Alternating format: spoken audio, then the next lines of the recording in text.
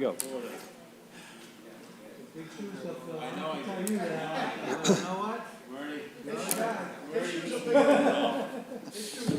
Okay, we are televised, and this is the start of our May 23rd Traffic Commission meeting. Today, we're starting at 4 o'clock because we have a special presentation from the MBTA regarding bus stop changes on Broadway. And then we'll move at 5 o'clock, we'll move right into our public hearings. So let's start out with the salute to the flag. Pledge allegiance to the flag of the United States of America, to the republic for which it stands, one nation, under God, indivisible, with liberty and justice for all. Traffic Commission members here this evening include newly appointed DPW Superintendent Chris Charamella, Lieutenant Sean Randall from the Police Department, Nick Rystrom, City Engineer, Chris Bright, Fire Chief, and myself, Frank Stringy, City Planner. So without further ado, let's have the MBTA come on up and make their presentation regarding the proposed bus stop changes.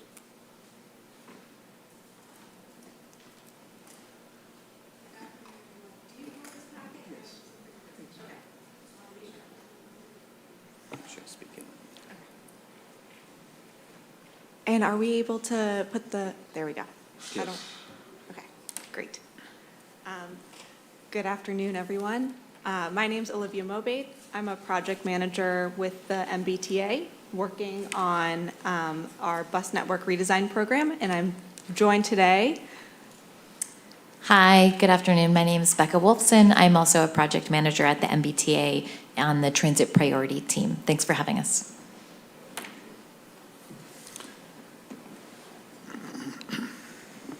So, we are here because we are working on implementing a once-in-a-generation update to the MBTA's bus network. This is called Bus Network Redesign. It's a complete reimagining of the MBTA's bus network to better reflect things like the travel needs of our residents and create better experiences for our current and future riders. We're doing this because, I think you all can agree travel patterns in this area have changed, places that people are going have changed, and we really haven't adjusted the bus network to reflect this so we best serve our riders. So this is basically a project to do just that, to make our bus network reflect the needs and wants of our riders.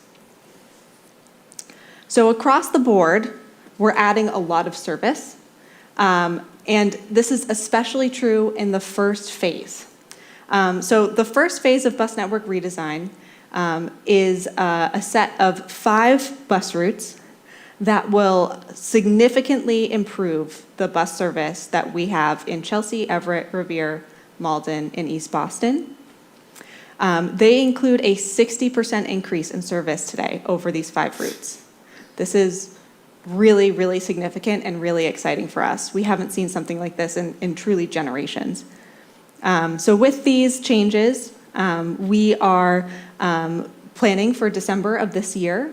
We're working on hiring bus operators to be running this additional service, and we're also doing some capital improvements to make sure that the service runs well.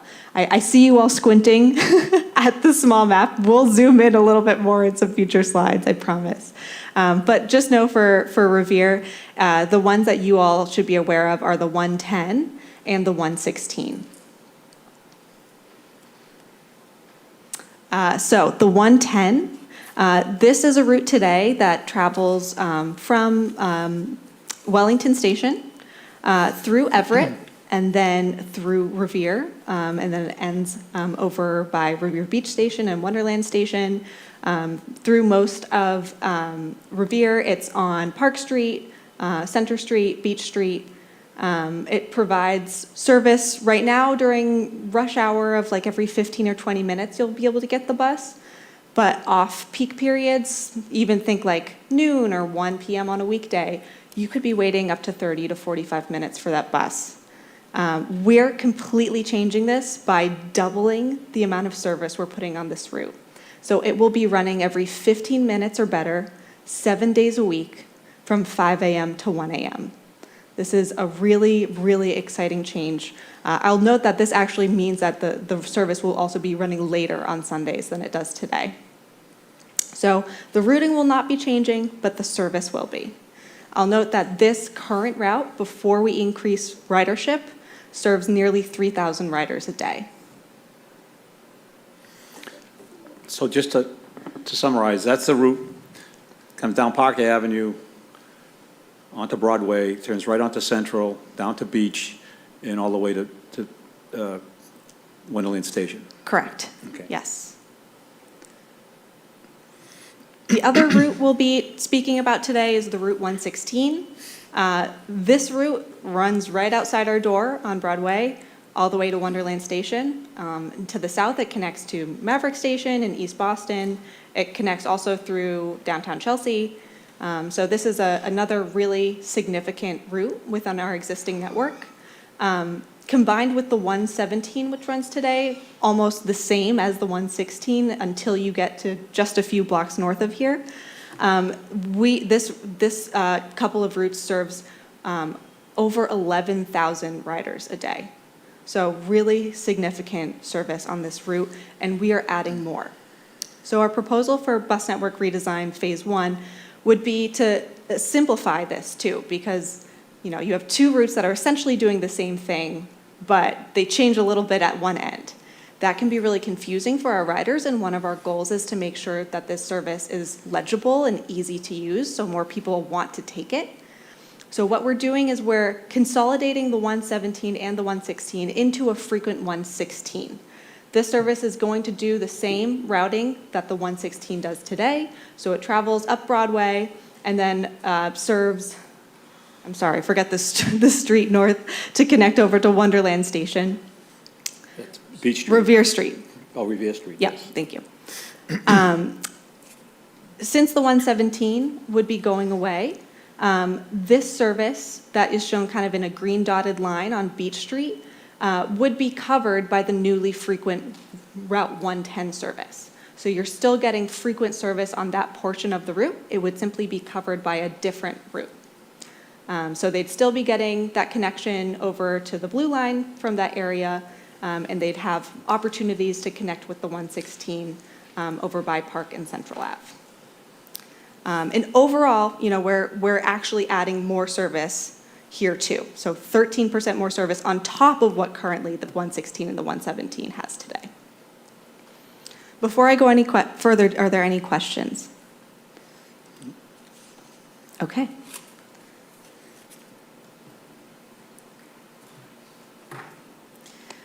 Okay, so here we just wanted to draw your attention to the fact that this bus network redesign phase 1 for Everett, Chelsea, Revere, Malden, and East Boston involves a lot of projects. We need to make sure we have layover space, berthing space, or space for that more frequent bus service to make stops, especially when we might have two buses stopping at arriving at a stop at the same time. We need to make sure we have restrooms for our bus operators. So we have a lot of capital projects going into phase 1 across those 5 municipalities. And we just wanted to highlight, we have 2 happening in Revere. One is a project we're about to go into more detail on so that we have a clear, easy, legible, accessible stop that makes sense for bus riders who are making a transfer between the 110 and the 116 on Broadway at Park and Central, or between Park and Central. And we also have improvements we're making to Wonderland Station for access as well.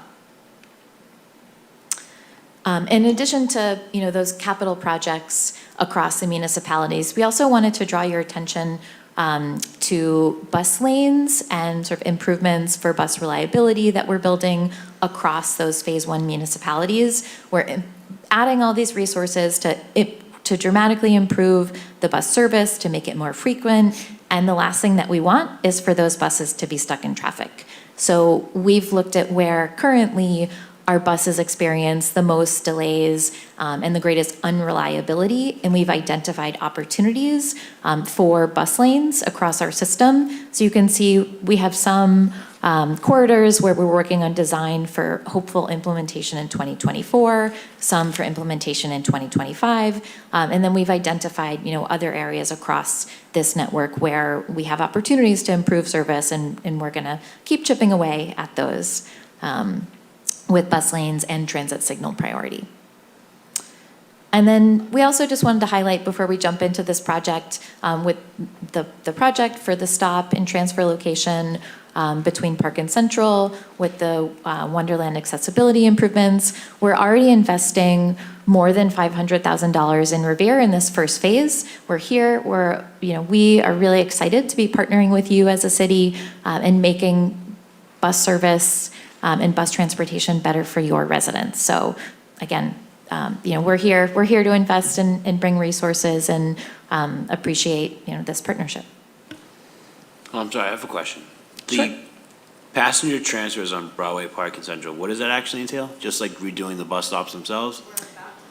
Yeah, we're about to dive deep into the details. This was our just setting up sort of this phase of network improvement as a whole first. Okay. Okay. So like I kind of described, we're simplifying the network and we're adding new service here. This is really exciting stuff. This does mean, however, that some riders of the existing 117 will now be transferring between the Route 110 and the 116 in this proposal. I'll note that this impacts approximately 468 of the 11,600 riders, or about 5% of the 116 and 117 riders. But we want to make sure that this change is done carefully and we make it as easy as possible. Obviously, people transfer from one bus to another all the time, but we understand there's especially some sensitivity when people need to do it for the first time. So we want to partner with you all to make this an easy process for them. Again, this is a trade-off between adding more service, and making things simpler and easier to use, and providing transfers. It's basically a trade-off that we've worked with you all and with our riders to identify. So looking at the area circled purple up here on Beach Street, anyone who is riding from there, getting on a stop in this area, and trying to get to Chelsea or East Boston, the area circled in green, will have to have a transfer from one bus to another at Park, Central, and Broadway. And that's what we'll go over now.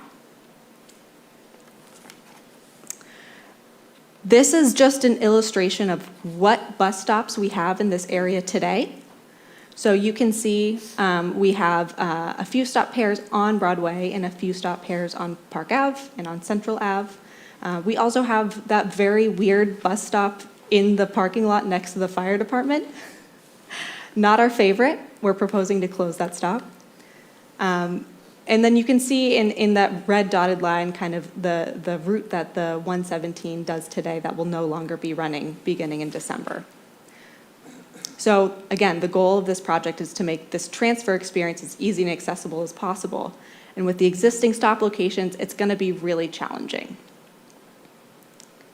For example, if you're traveling from Beach Street today, and you want to go to, in December, and you want to go to Chelsea or East Boston, you would likely get off at the bus stop kind of at the entrance of the Park Ave busway by the Hill School on Park Ave. You would then walk to Broadway, and then you'd walk over to, I'll have to remember now, is that the Walgreens on that side? Okay, the Walgreens, the stop in front of the Walgreens. That's 575 feet, which for you and me might be okay, but for someone who's carrying groceries, has mobility challenges, has young children with them, that can be a really impactful walk. It's even worse going the other direction if we don't do anything. You'd be going from the stop in front of the Rite Aid, and you'd have to walk all the way to that bus stop on Central Ave by the public parking lot, kind of halfway down that block. That's a 775-foot walk. So really impactful. That's what we're trying to fix with you all today, making that transfer as easy and accessible as possible for these folks. So on this slide, we're on slide 12 now. Here's our proposal.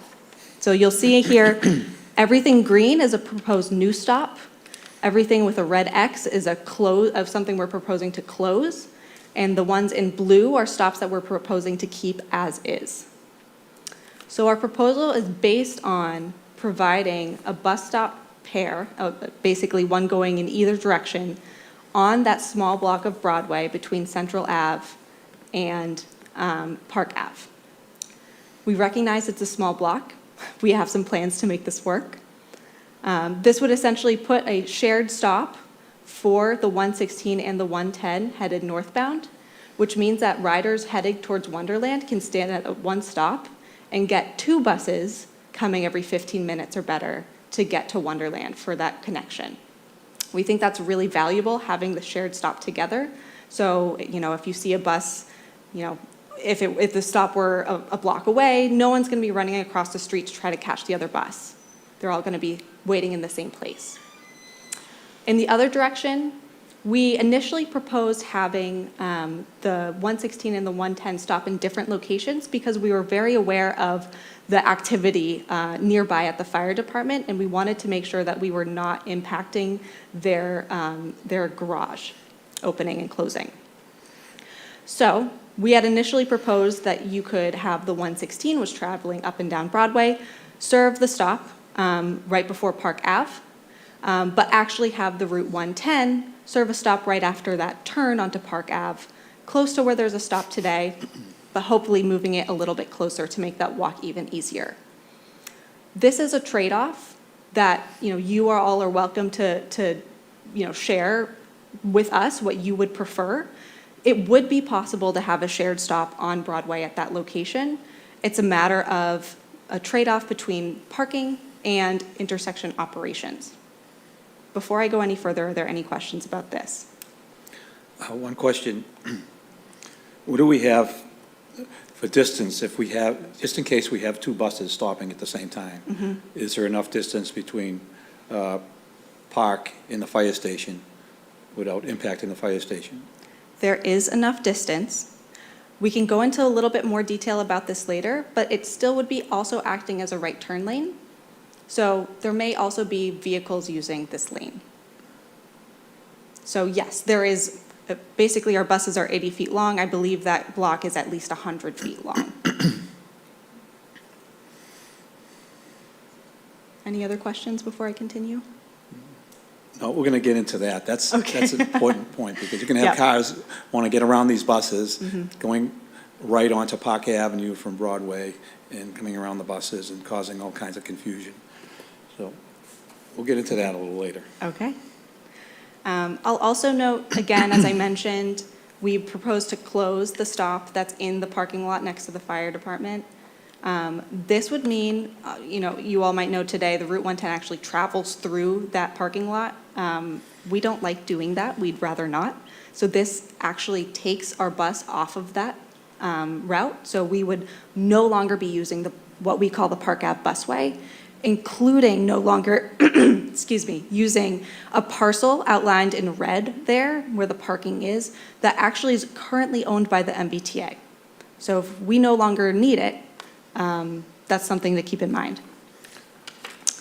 We also would be proposing to move the stop pairs in front of the Walgreens and the Rite Aid over to Mountain Ave, just to space things out a little bit better. So if we had this stop pair between Central and Park on Broadway, the bus would essentially be stopping, going through the light, and stopping immediately after again. We want to make sure that that service isn't degraded by going, essentially having 2 stops in the exact same area. So this would spread things out. So one more question. Yep. The area that the MBTA currently owns, Mm-hmm. would that be transferred to the city of Revere? Or would we still have an easement on it? That is above my pay grade. What I will say for now is that we no longer would have a business use for it. Yeah. Okay. happy to work with you all on that. Thank you. Okay, and this is just showing what we're proposing with all of those other stops gone. So the green stops are the new stops, blue stops are stops that exist today. So if we do this, now we're on slide 14. The walk in one direction between stops when you're transferring would be 150 feet, and in the other direction, it would be 0 feet. So in one direction, we're saving someone who might have a mobility impairment about 425 feet of walking, and in the other direction, we're saving them 775 feet of walking. This will impact hundreds of people each day.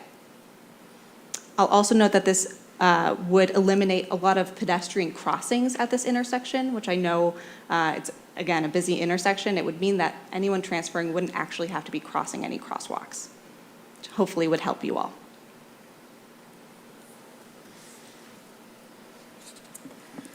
Okay, and these next couple of slides just walk you through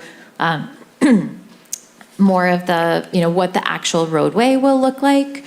So in this block between Central and Park, at peak hours, busiest time of the day, we'll have a bus every 2 minutes crossing through this block.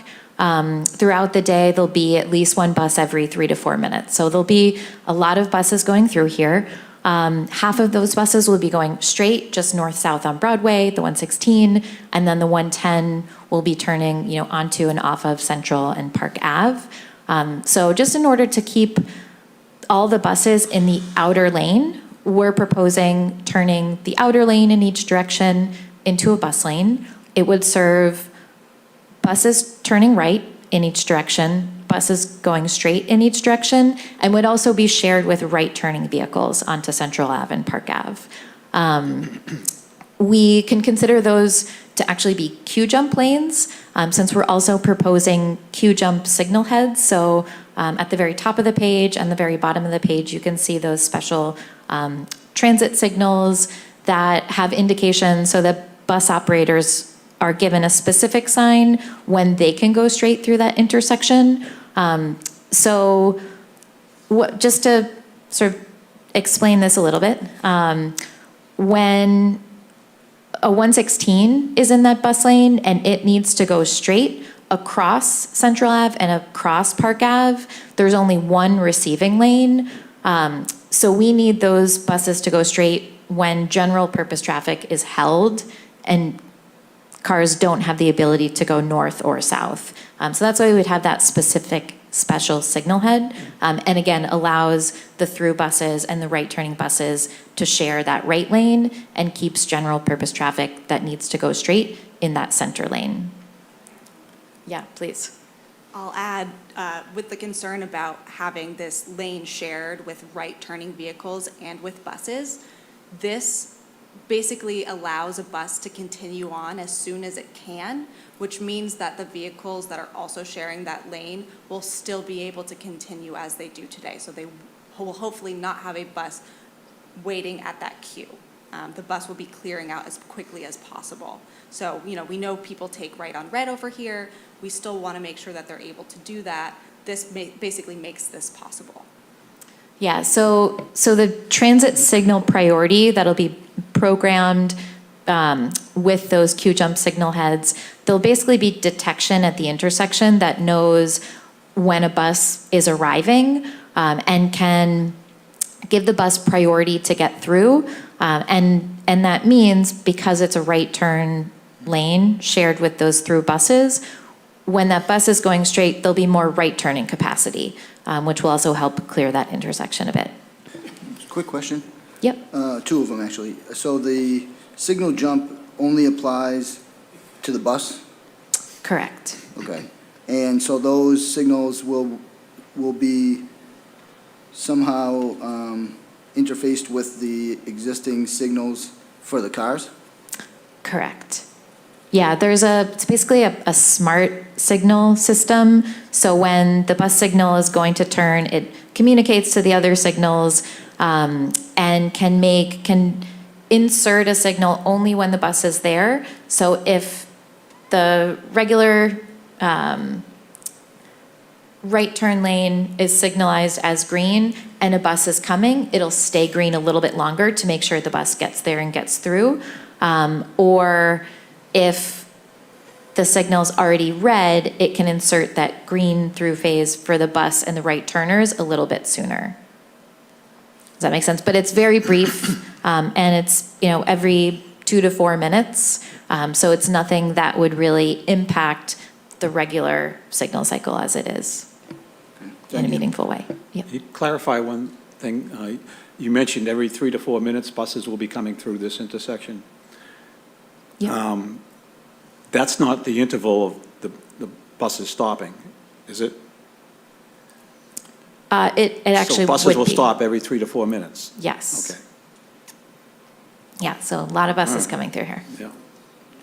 Actually, That's total. So right north, maybe every 8 minutes, south every 8 minutes. so they'll be transferring every 8 minutes, or one way or the other, either side of the street. Yes. Don't expect many people to actually be crossing Broadway to be transferred between buses, based on the way that the routes work. But some, yes. And your study shows no negative impact to the regular vehicular traffic due to the addition of these buses and this light system? No, meaningful impact. No meaningful impact. Yeah, the signal cycle to get the bus through is fairly quick. And I will say, we have an expert on our team, an expert in the signal priority. I can't pretend to be one, who will be here hopefully when we come back next month, who might be able to take some more detailed questions. And we're happy to follow up with those afterwards too. I hope so. Obviously, efficiency is the most important thing here, given the volume of traffic that goes through that intersection. When you're talking about transfers, you have users coming off the bus and then users going on another bus. Well, hopefully they're not there at the same time, but, it'll be quicker if they're not, to get that traffic flowing continuously. Yeah, and we understand it's a very complicated intersection with a lot of vehicles. I think the good thing about having the transit signal priority is it gets buses out of the way faster, right? They take up a lot of space in that intersection.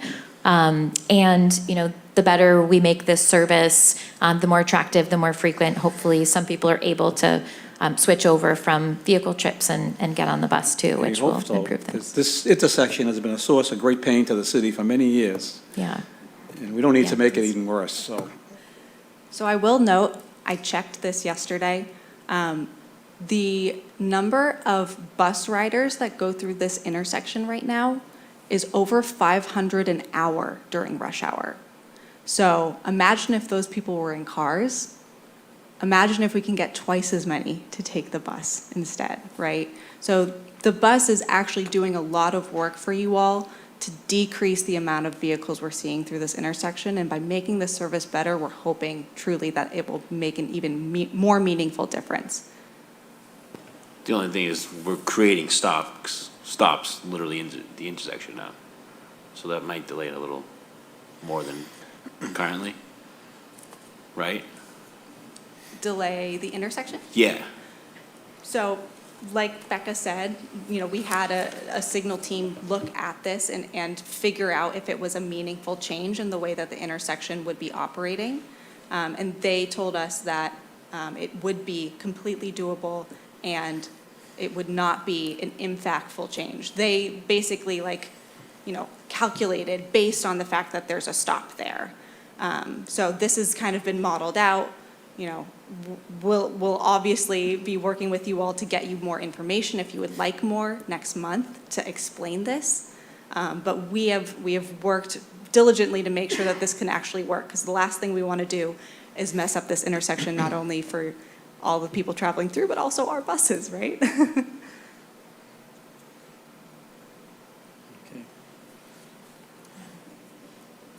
Okay, happy to take more questions. I'll advance to the next slide too and just walk you through the layout of how we would be proposing to stripe the roadway. So again, you'll see those two outer lanes are marked as right turning and as bus lanes shared with right turning vehicles. the reason that we have the space to add those bus lane right turn lanes is by removing the existing bike lanes that are there today. However, we're proposing to put shared sharrows onto each lane so that for people on bikes who are turning right, they can use the outer right turning bus lane. And for those who are on bicycles going straight, they can use those center lanes. And we'll be indicating, if you're in the right lane, you must turn right.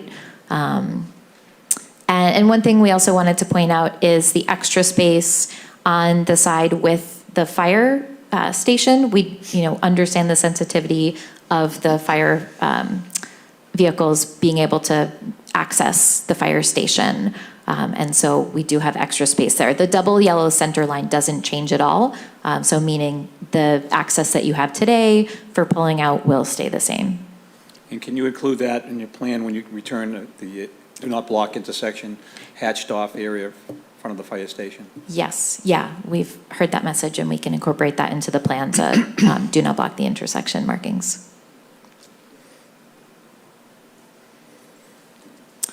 And on the next slide, we just have some renderings that show what those bus signals would look like. So where you see the red bar, the triangle, and that vertical line, those are signals to indicate for bus operators when to go straight and when to stop.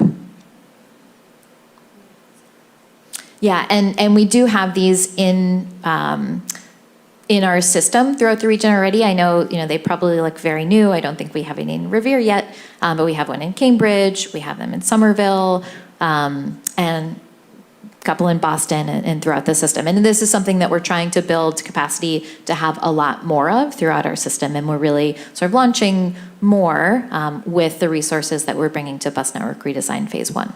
Yeah. So that takes away timing from the other movements to have that special right here in the through lane just for buses. So while that's allowed, Yeah, so right turning, it adds capacity, you could say, for right turning vehicles when that light is on, but it does hold other traffic.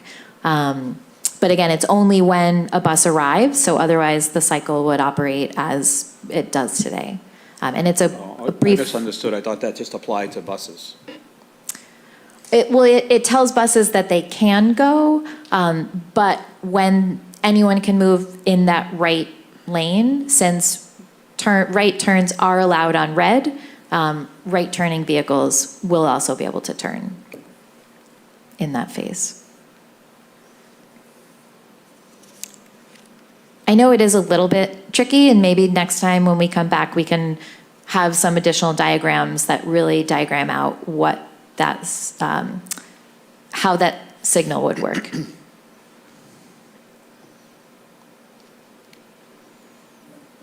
Okay.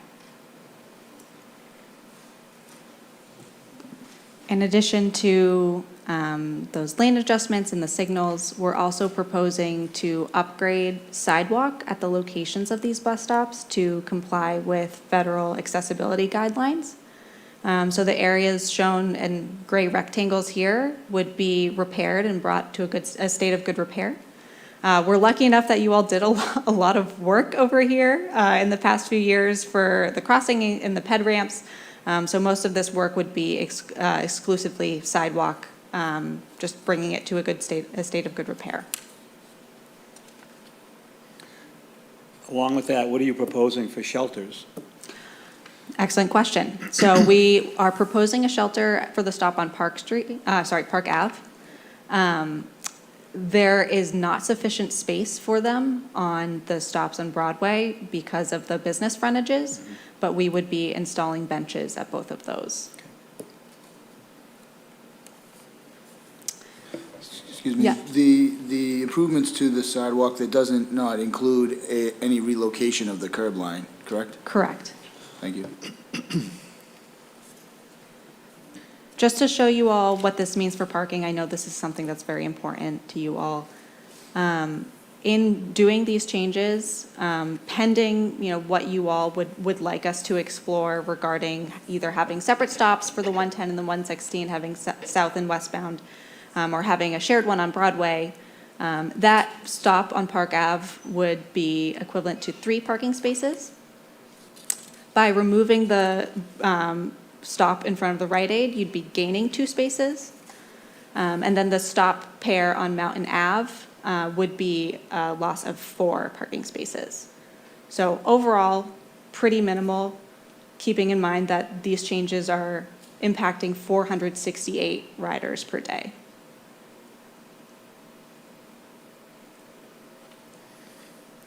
Any questions about this? So, there are a lot of elements here. We listed them out for you all. So I'll list them again. It's the accessible sidewalks, 2 transit signal heads, adjusting the signal timing and the transit signal priority to accommodate those signal heads, new signage, lane striping adjustments, a bus shelter on Park Street, and benches on Broadway. Any questions about any of these? Just had a question about the queue jump signal heads. Does the T do any outreach or public education about those? Because I've been through Cambridge and I've seen them, and to be honest, I said, "What the hell is that?" That's kind of and the I didn't goal. know if I'm supposed to, Right, yeah. how it's supposed to impact me, or it's a how you're great supposed to question. interpret that. Is there any outreach or public education for that? Yeah, so generally, they actually look different because we don't want drivers to see them and think, I can go on this. So bus operators receive very specific instruction on how to understand what the lights mean. I think to your point, though, of general sort of education and engagement, that's something that we can certainly think about. I also heard recently, I think driver's ed is going to be refreshed for the first time in many years, or I think how people are taught how to understand some of the things that are out on our roadways. It's something we can note, but again, the goal isn't really for general drivers to understand how they work. We want them to pay attention to the red, green, and yellow that you're used to, and then for bus operators to know this is a signal that I understand and I know that I can go, whereas drivers are still held on a red light. Any other questions? So our ask for you tonight is, I think, twofold. The first is, do you feel comfortable with us coming next month for a public hearing? And the second is, if yes, what additional information can we provide to you all to make sure that you feel comfortable in a decision that you can make? Well, that is the next step, to move this to a public hearing. And at the public hearing, include all the modifications we talked about this evening with those updates. So I would entertain a motion by any member to move this to a public hearing. I'll make a motion, Mr. Chairman, to move this to a public hearing. Motion, do we have a second? Second. All in favor? Aye. All opposed? None? This would be ordered to a public hearing. Thank you very much. Okay. Thank you.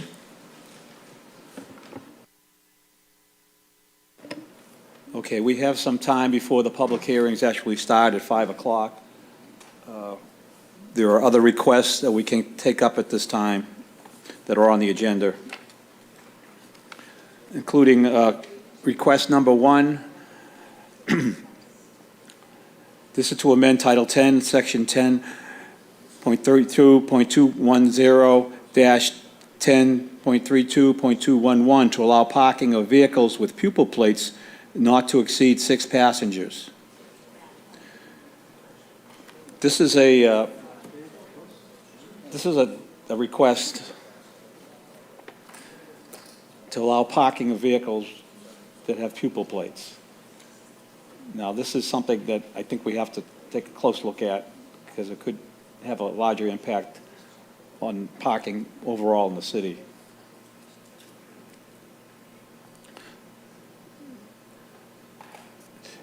Is there anybody here that would want to speak on the request? If not, we can table it Motion to table.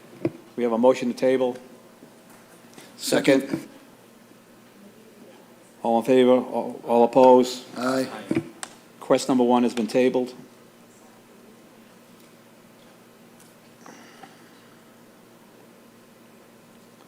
Number 2, we have a request to amend Schedule 8 of Title 10, restrictions generally by adding Gibson Park, 2-hour parking during the hours of 8 a.m. and 8 p.m., 7 days a week. Mr. Babbitt, would you like to speak on this? Zach Bobo, Director of Parking, City of Revere. So for the past 10 months or so, maybe a little longer, ever since the construction of Gibson Point has started, the contractors that work at this location, they have an off-street lot in Lynn where they can park, and there's a shuttle bus that the contractor has to get them back and forth. They continue just to park in Gibson Park daily, to the point where yesterday was a beautiful day, 80 degrees. There were some neighbors that wanted to take their children to the playground or their grandchildren, and there was not a single parking space available. There's nothing on the books right now that will allow me to enforce it and trying to clear out the cars. So after speaking with the ward counselor and having a little bit of a community discussion, we are proposing to make this time-restricted parking in order to make sure that it's available for playground users at all time. And this is the motion on the floor tonight, so I'm requesting a public hearing for this. Thank you. I am just concerned about the 2-hour time period. There are park users that stay at the park longer than 2 hours. So for the most part, anyone down there should usually have a resident sticker. We would use as those identifiers. And if that was the case, our goal is to not affect the neighborhood or the residents at all, just to make sure that there is capacity for parking in this playground should the neighbors want to go there. Because at this time right now, there is very limited capacity on a daily basis until the contractors get out of there. Any questions? I would be open to moving that to 3 hours if we think that that's adequate time. And the other side effect is that eventually this development is going to be opened up, right? There is going to be limitations for parking on site. Eventually, we are afraid that there's going to be some of their guests or others still continue to trickle in and use this parking lot as a stay place, where that's not the intention of this area. Right. We just don't want to penalize the park users that are going to be there. Eventually, when there will be a boathouse there will be other water-based recreation activities. So if we could bump it to 3 hours, if that's amenable, with everybody, we can move it to a public hearing. Motion to move to a public hearing? Motion to move, second. Second. So ordered. Thank you. Public hearing will be held. Yeah.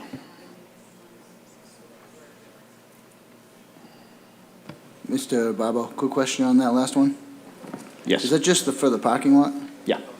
Thank you. Thank you.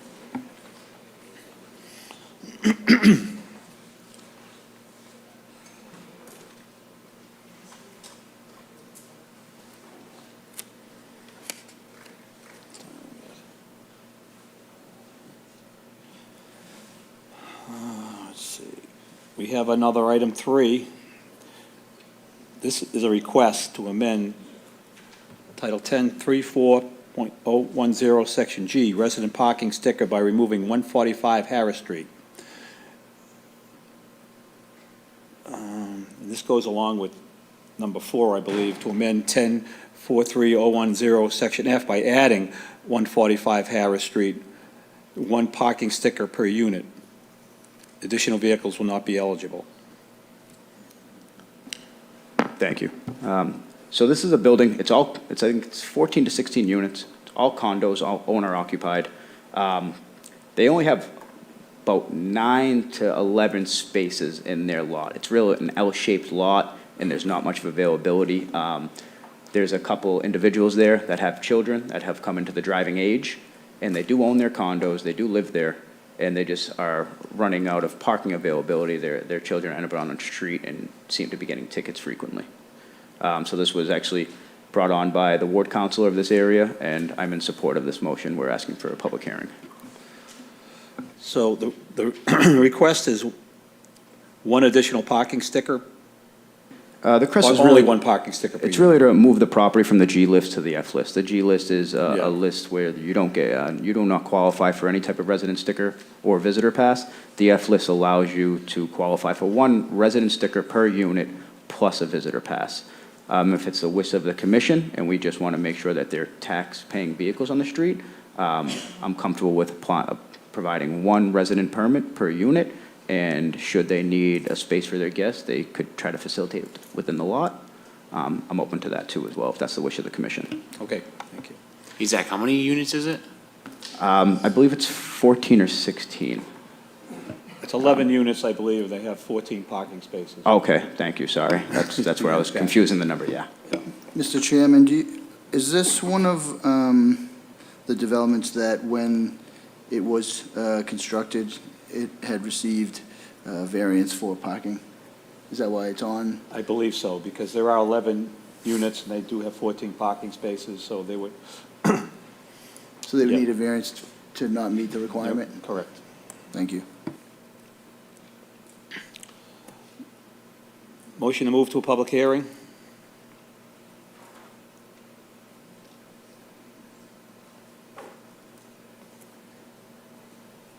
Anybody? Motion. We have a motion to move for public hearing. We have a second?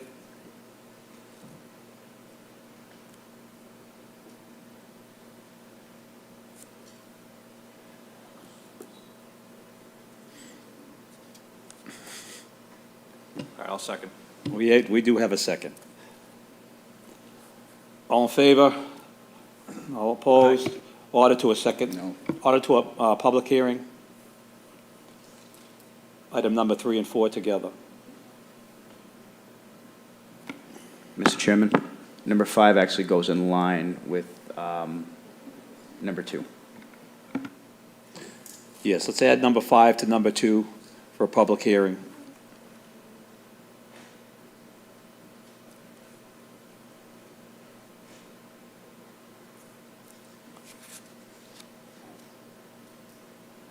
Number 6, amend Schedule 8 of Title 10, parking restrictions generally by removing Foster Street. No parking both sides from a point 100 feet westerly from Broadway. And 7 goes together with that and amend Schedule 8 of Title 10, parking restrictions generally by adding Foster Street, no parking both sides, a point 60 feet westerly from Broadway. Mr. Chairman, thank you. So this area is right across from us. It's the roadway leads to Moynihan Lumber. The first section of the street is painted with yellow ladder lines for no parking area to allow those big 18-wheelers making deliveries or coming to pick up lumber to make a delivery to somebody's home. It's to make sure that they can make those turns, whether left or right coming from Broadway. Over the past few months, those ladder lines have faded up, and it's been making it tough for parking to enforce it. So we recently requested the sign department to place signs according to how the ordinance was written with the 100 feet. When we placed those signs, we removed 6 parking spaces that were not needed to be removed. So we immediately readjusted, and we realized we really only need 60 feet of this roadway. So I'm just asking for a language cleanup on this ordinance. Very good. Do we have a motion to send to a public hearing? Yeah, motion to send to public hearing? Motion second. Second. All in favor? All opposed? Aye. Move to a public hearing. Items 6 and 7. Thank you. Request number 8, install traffic calming measures on Winthrop Avenue at the Senior Center to include a speed hump and a flashing speed sign near the crosswalk. These measures have been approved by Mayor Keefe.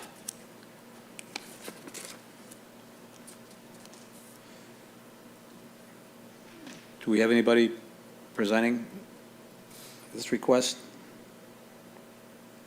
So, new speed humps, we need to see a layout plan. They have to comply to Mass DOT standards, city standards. We'll need to table this until we have a official plan that shows the action that to be taken. Motion to table? Second. Motion table, second. This will be tabled, this item. Okay, that concludes our. Mr. Chairman? Our requests. Hi. Yes. How are you? I'm sorry, I thought the meeting, I apologize, I thought the meeting started at 5. The first request on this about pupil plates, have you already acted on that, or? No, we tabled it. Okay, is it okay if I present now? Absolutely, Okay. yes. Well, thank you. Thank you, Mr. Chairman and members of the commission. I was approached by a resident who has a pupil plate on his vehicle. It's registered in Revere and he pays excise tax. Currently, pupil plates are not allowed to park on city streets at this point. I would like to amend this section to allow pupil plates to park on the street, limited to 6 passengers or less, and treat them the same as commercial vehicles, the same restrictions, the same fee schedule. Again, just 1 per household. I did some research with the assessor's office, and there's currently only 41 pupil plates registered in Revere, so this isn't a massive undertaking. A lot of them are over 6 passengers, so they would be excluded. So these are registered to residents that Residents reside there. reside here and pay excise tax here. And so they would be entitled to a parking sticker. Right, the same criteria as commercial plates are now. So this wouldn't include vans, would it? Well, no, 6 passengers or less, so So a almost regular- like a minivan, yeah. Anything larger than that would be excluded. Okay. If you could move that to a public hearing, I'd appreciate it. Thank you for clarifying that. Okay. We have a motion to move to a public hearing? Motion. We have a motion, second? Second. There is a second. All in favor, all opposed? We will move this to a public hearing. Thank you.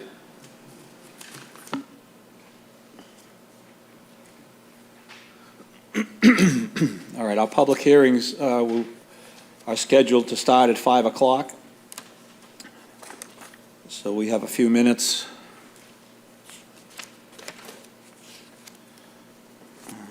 Okay.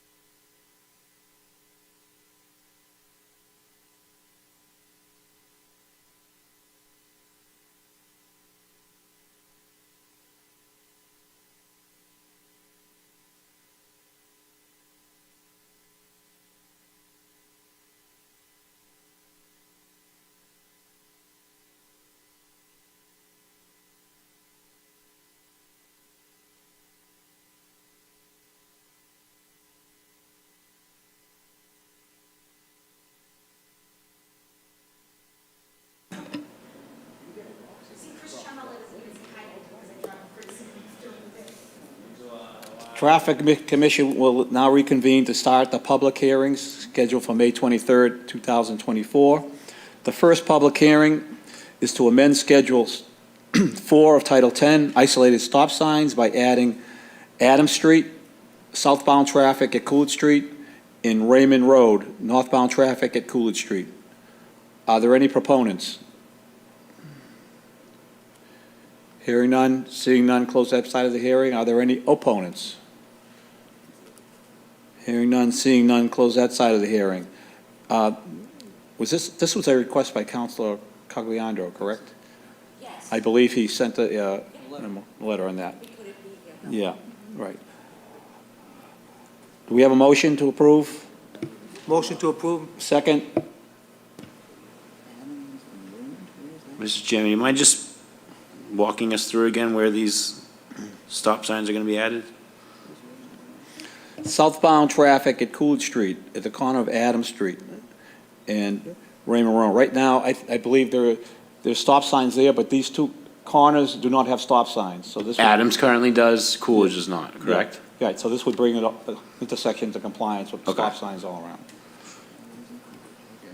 Do we have a second? Second. All in favor? Aye. All opposed? Aye. Hearing none? Voted and so ordered. Approved, yes. Amend Schedule 5 of Title 10, one-way streets, by removing Fairfield Street as a one-way. These 2, 3, and 4 are all together.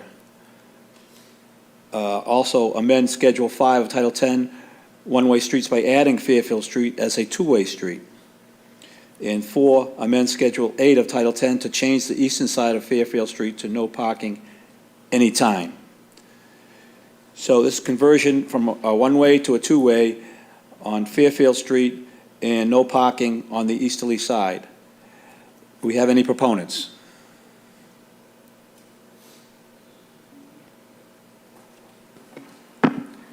I've had numerous meetings with the residents there, and this is their request. They would like to see the parking on one side of the street, just like the rest of them that are on Revere Street, all the other streets, so they would be in unison, and then two-way street, just like the rest of the streets.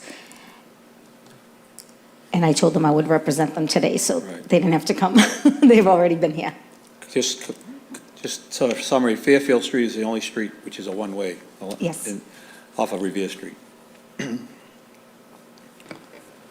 Just a question, Counselor, so the residents, they're in support of losing parking on an entire side of the street? Well, they want to keep it two-way. Right, two-way, but they'll be See, it only was parking made on one side. way to benefit the person who lives across the way on Revere Street. Right. Because he can't get into his driveway. And it's not fair for the other people that have to, the rest of the street that has to go up another street to come back down to get to their house. So they would rather have it two-way street. Oh, I understand that part, I'm just wanting to make sure, because I know parking is at a premium, and that's half of the street that's gonna be off limits for parking. And it's easier for a fire truck to get down there too, because Agreed, if they agreed. park on both sides of the street, no fire apparatus can get down, and that just happened a few months back. Okay, thank you. Thank you. This is in line with the rest of the streets where you have two-way traffic and parking on one side. Are there any other proponents?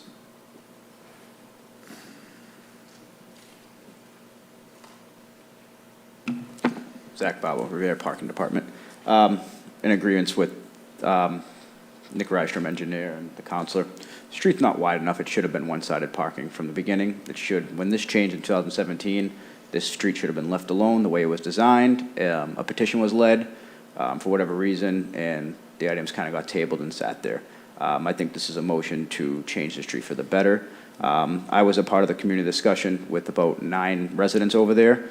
Most of them have driveways. There's a few houses that do not. But I don't think there'll be a huge loss for parking. I think there will be some readjustments properly made. I think driveways will get used a little bit more, and I think this will work itself out, and it's for the best for public safety. Okay. Thank you. Thank you, Zach.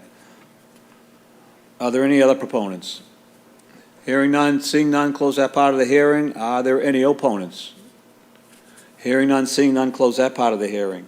Do we have a motion to approve? Motion to approve. We have a motion, we have a second. Second? There is a second, so we, all in favor? Aye. All opposed? Aye. So ordered, it is approved. Mr. Chairman, that's both together, correct? 2 and 3? 2, 3, I'm and sorry, 4. and 4. Yes. Okay, thank you. Item number 5, amend Schedule 11 of Title 10 Handicapped Person Parking by adding 19 Fairfield Street, 54 Carlson Street, and 23 Bates Street. Do we have any proponents? I'm here for 19 Fairfield Street. Councilor Guarino Swire. Jeanette Morrison is here, the lady who would like to have the handicap parking. Since the street will be one-sided parking, we have already contacted the attorney who has the parking spot that she is looking for, and he agreed to have the city put the handicap sign in front of his establishment because she does not have a driveway. And there's no parking on that side now, so she has to put it there. All the proper medical paperwork has been brought in, and everything should be all set. Okay. If you'd like to speak with her, she is here. Okay, are there any other proponents? Hearing none, seeing none, close that part of the hearing. Are there any opponents? Hearing none, seeing none, close that part of the hearing. Do we have a motion to include a handicap sign accessible for resident 19 Fairfield Street? Mr. Chairman, just a clarification, this would be on the opposite side of the street from the residence, is that correct? That's correct, because there will be no parking on the easterly side, so this will be on the opposite side.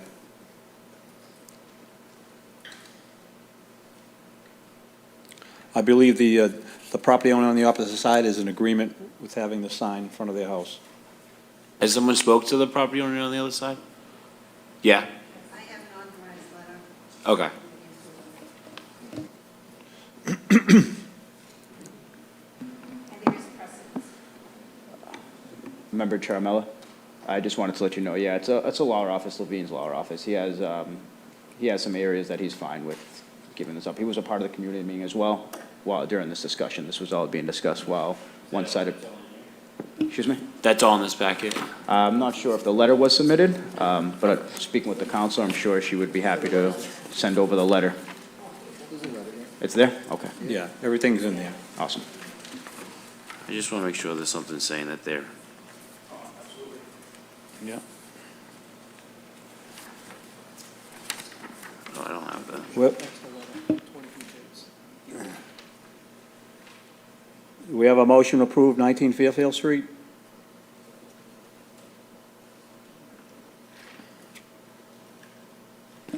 Motion to approve.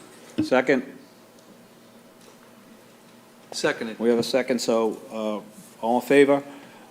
Aye. Aye, all opposed? 19 Fairfield Street has been approved. Next item is handicap parking sign at 54 Carlson Street. Have any proponents? Hearing none, seeing none, close that part of the hearing. Are there any opponents? Hearing none, seeing none, close that part of the hearing. 54 Carlson Street, if you recall, this one was the person who lives there that needs a handicap parking space was denied parking their car in the driveway by the homeowner. This is So It's a relative, she right? can't park in the driveway, she's handicapped, so she needs a spot on the street. This is one. Yeah, that's correct. The property owner denied, I thought it was a family member. it was a family member, Yes. denied parking It's in the not letting driveway. His brother park in the driveway. Okay. There's a letter here. So, I can not this is allow a unique my tenants situation. to park in the driveway. For what reason? It would be an imposition. on Whatever me. the reason. That's what it says. I mean, it's a legitimate handicap individual that Yeah. does not have handicap accessibility because does not have access to the driveway to park their car. Are we sure that they don't have access to the driveway, or this? That's what this is. Yeah, I believe the last meeting, there was a letter submitted by the property owner. There's one here. Have we ever given someone a handicap, parking space with the driveway as well, for that matter? If someone else in the On- household is saying they don't, On limited occasions, we try to be accommodating to handicapped residents. And this is a legitimate case where the individual's been denied parking in the driveway. Won't let his brother park in. That's correct, yeah, from a family member. This is Yeah, I his can brother, say that, though. David, Family members like that anytime. I can say you can't park in my driveway, because they don't, can't as well. yes. Okay. Motion to approve. We have a motion to approve, second? Second. We have a second. Vote in so ordered. 54 Carlson Street, approved. See the letter? 23 Bates Street. That's the second. 23 Bates Street does not have handicap accessible off-street parking First row together. or parking allowed on their side of the street, but have provided a signed letter from property owner of 20 Bates Street that they are not opposed and in favor of a sign going in front of their address.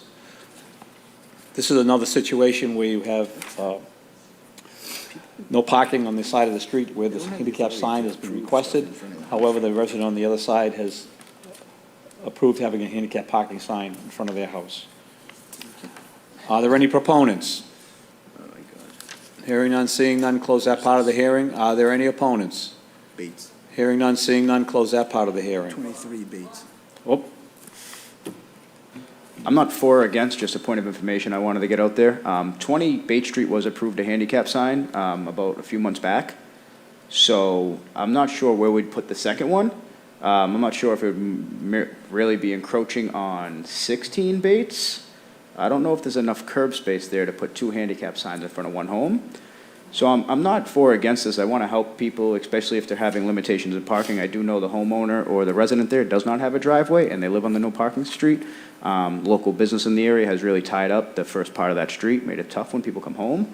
So I'm definitely sympathetic to this, but I want to ensure that the rest of the neighbors kind of are aware that this may infringe on the parking space in front of their house as well. yeah, so this would be 2 handicap spaces. In front of One on 20 one- Bates, yeah. One side, one on the other.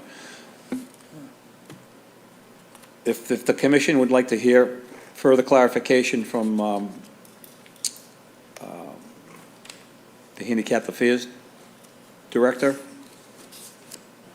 if that's your, Yeah, it sounds like a going good to idea. table this, Yeah, let's table it. we have a motion to table. Motion to table. Second. Second. All in favor, all opposed? Aye. It's Aye. been tabled till we get clarification from the Handicap Affairs Director. Number 6, amend Schedule 11 of Title 10, Handicap Persons Parking by removing 68 Endicott Avenue. This is for removal of a handicap sign where it's no longer needed. Are there any proponents? Hearing none, seeing none, close that part of the hearing. Are there any opponents? Hearing none, seeing none, close that part of the hearing. We have a motion to remove this? I'll make a motion to approve the removal of the now unneeded handicap sign at 68 Endicott Ave. We have a motion, we have a second? Second. There is a second. All in favor? Aye. All opposed? None. So this has been approved to remove this handicap sign at 68 Endicott Avenue. Item number 7, amend Schedule number 8 of Title 10, Parking Restrictions Generally by removing Archer Ave, Blanchard Ave, Lawson Ave, Wadley Ave, Gilbert Ave, Frank Ave, Beckert Ave, Tobin Ave, John Ave, River Ave, Thayer Ave, and Hayes Ave. We have any proponents? Counselor. Angela Garino Sawaya. Basically speaks for itself. We've already discussed this in the past. Riverside residents want to be in unison with the Point of Pines. So, I mean, this actually goes with the rest of the stuff they want, the A, B, and C. So they want parking restrictions. They were upset that this came into fruition 3 years after it was proposed. And they basically wanted to keep it the way it was, have two-way street and the two-sided parking, but this is up to the commission. I mean, they're not even here, so I don't even know what to say, to be honest with you. The police and the fire department were supposed to look into it to see if it was feasible. I don't know if there's ever been any incidents of a fire truck not being able to go by with the cars parked on both sides. I've actually driven by there. If they don't park across from each other, then it's fine. But if they are directly across from each other, then they can't get through. But I'm willing to give them what they want, and they also want the 24/7 parking, like the other side. So I'm willing to hear what the commission has to say. I don't know if they're sure what they're asking for here, because in reality, when you have parking on both sides, It's and only you one way. have cars coming in both directions, you have a standoff. Right. And that happened in the Point of Pines on the ocean side. We changed everything around because neighbors were yelling at neighbors, and there were actually fights in the street. And so, and plus, we only have a 24-foot roadway, so that means you have two 7-foot parking lanes and a 10-foot travel lane. That leaves you 6 feet for a travel lane. And my other issue was this, when the signs went up, they went up on the wrong side of the street. So that needs to be corrected as well. Yeah. So that's the number one item, that the signs be corrected. No, they were never removed. They were never removed. So they need to be removed So and Chris, the signs corrected. apparently are on the wrong side of the street. All right, that we can take It's care not of. Chris's fault. You inherited it, Chris. Thank you. Which side of the street, they're supposed to be on What is it, the what? the easterly left side facing the ocean? Whatever side they're on, they're supposed to be on the opposite side, Okay. On every street, is that correct, Zach? on every street. They had omitted one of the streets, but we had to add it on. Yeah, so maintain as two ways with parking on either the south side or the northerly side, if it gets which one it was. But that's what's on the books. I would request a letter go out to the residents of the change as well, Yeah, so everyone knows what is actually happening. yeah. Well, Is there any way to leave it at both sides of the street or not? Yeah, Just from my experiences with plowing down there in the wintertime, it's almost impossible when there's cars on either sides. You can't actually turn off North Shore Road. You have to come in the opposite way and go straight out with a 6-foot blade to make it by those cars. And I can't imagine a fire truck or something trying to get through there. Yeah. I really can't. the residents say that they will alternate their parking, so make sure that doesn't happen, but that's easy to say. In reality, it's not easy to do. I don't think there's ever been an issue down there, though. I don't. Chief, you know better. Tell I me. can't say, you know what, I don't have one off the top of my head, I'm sure there has been, but we don't want to have one. All it takes is one. We know it doesn't fit, so.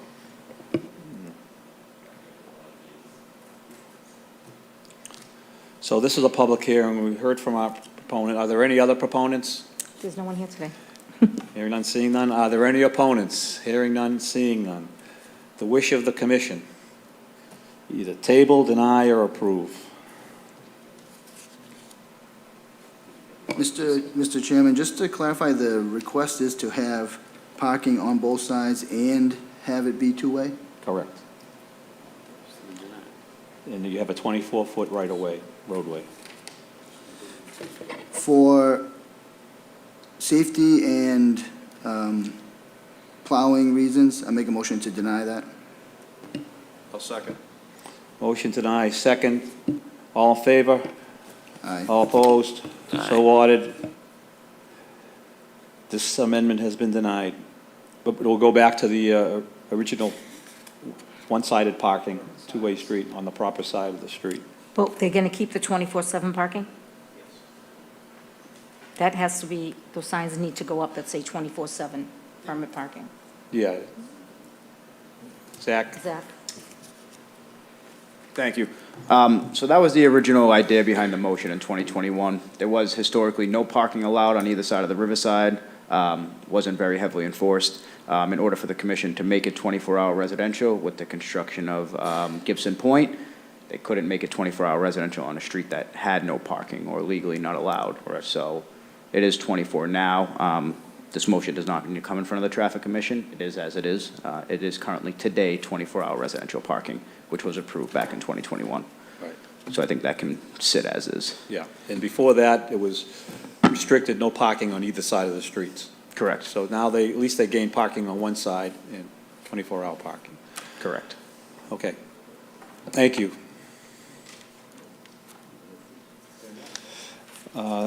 There being no further business before the commission this evening, we have a motion to table? I mean, to adjourn? Motion to Do we have, adjourn. do Second. you have something? You have a late request or something? No? Okay. It's been adjourned.